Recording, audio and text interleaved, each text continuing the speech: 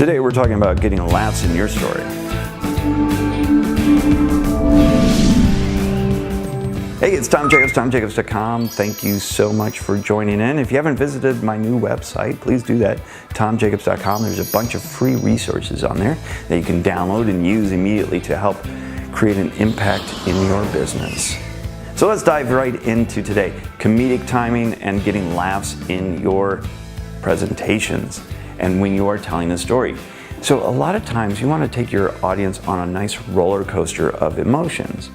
And what typically happens is if you're telling a really impactful story that's emotional for you, that might have to do with some death or a really difficult time in your life, you're going to get that audience under tension and they're going to feel that emotion. It's going to be pretty heavy.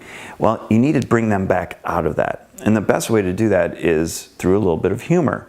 And I've used this technique in a lot of the stories that I tell, and it really, really works.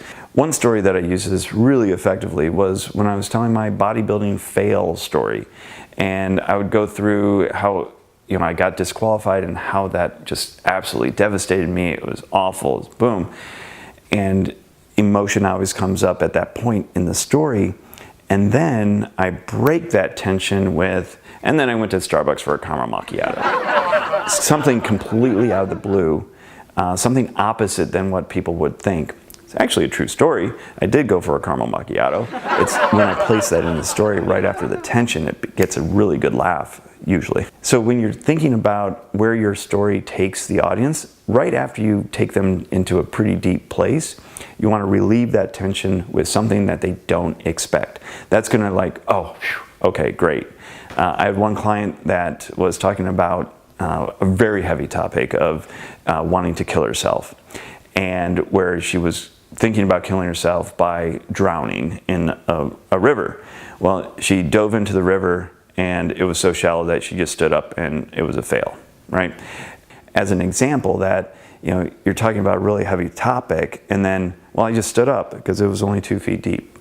That can relieve a lot of tension and allow the audience to go out of the deep emotion and laugh.